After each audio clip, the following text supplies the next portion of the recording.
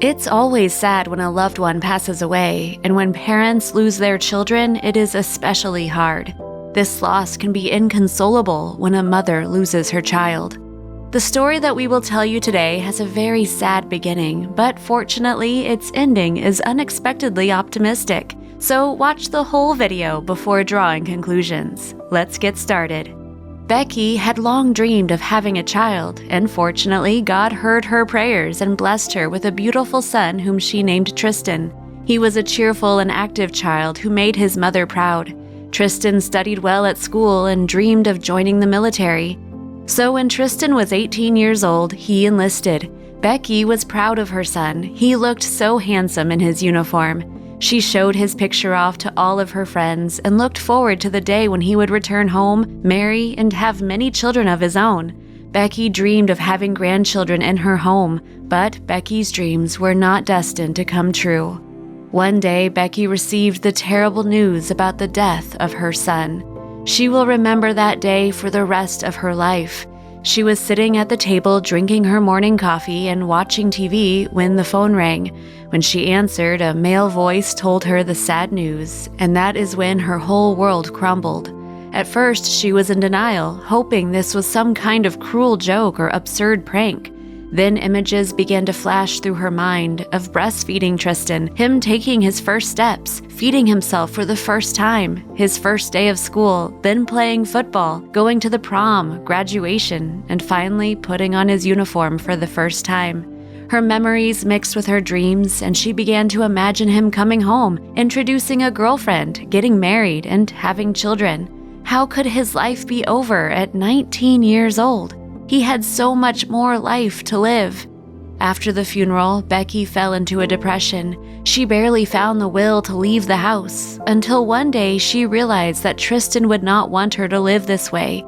He always made her smile, so she decided to move on in memory of her son, living every day as if he was still there to see her smile. After some time, she met a man named Kelly who supported her in her loss. He accepted her desire to live as if her son was still alive, knowing that this was how she needed to cope with her grief. 2 years later, Kelly asked Becky to marry him. She was in love with him, and she immediately agreed, so the wedding planning began. The couple compiled the guest list, created a menu, and chose the venue. Since it was summer, they decided to host the reception outside. When it came time to make the seating chart, Becky indicated that she wanted a chair next to her to remain empty as it would be reserved for her son. "Let him be by my side on this important day for me," she said, and Kelly didn't argue.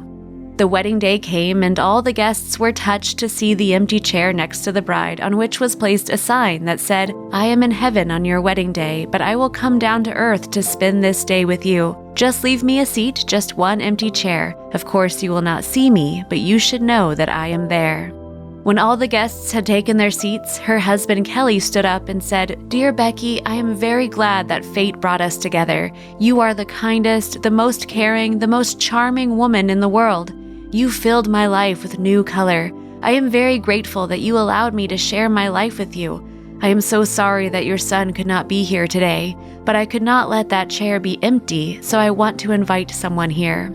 Becky was bewildered. Who did Kelly want to put in the chair that was meant for her son? But when the surprise guest appeared, Becky immediately understood everything and rushed to meet him. It turned out that Tristan was an organ donor, and his death allowed 5 other people the chance to live. One of the recipients received the most precious organ, the heart, and he came to honor his donor's mother on her wedding day.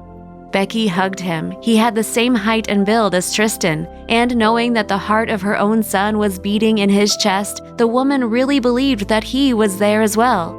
This man was alive thanks to Tristan. Taking the man by the hand, she proudly led him to the table and seated him next to her. All evening, she held his hand and did not let go. She imagined that it was Tristan sitting next to her, sharing in her happiness on this day. She even asked for a stethoscope to listen to her son's beating heart. How familiar she was with that sound.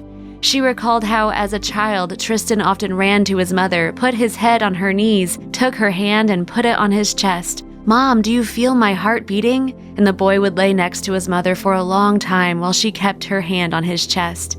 Today, too, she felt his heartbeat under her hand, and she knew that her son had not died. No, he continued to live on through this man.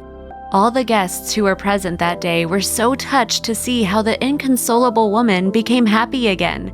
Everyone was so glad to see that she had found a man who cared enough for her to track down her son's heart and invite him to their wedding. And the recipient didn't refuse. He traveled a long distance in order to show his gratitude. Yes, fate decreed that Becky would lose her only son, but after his death, she found another, or rather 5 more, who got his organs. After that day, she contacted all of them to make sure they were all alive and well, and invited them to visit her if they had such an opportunity. Kelly was so happy that Becky was finally smiling, enjoying every new day. Friends, appreciate your life. Appreciate every minute you live. Enjoy that your loved ones are with you. Try to fill their lives with happy moments. Let the smiles never leave their faces. After all, the most valuable thing in our life is our time spent together. Take care of your loved ones and enjoy every day of your life.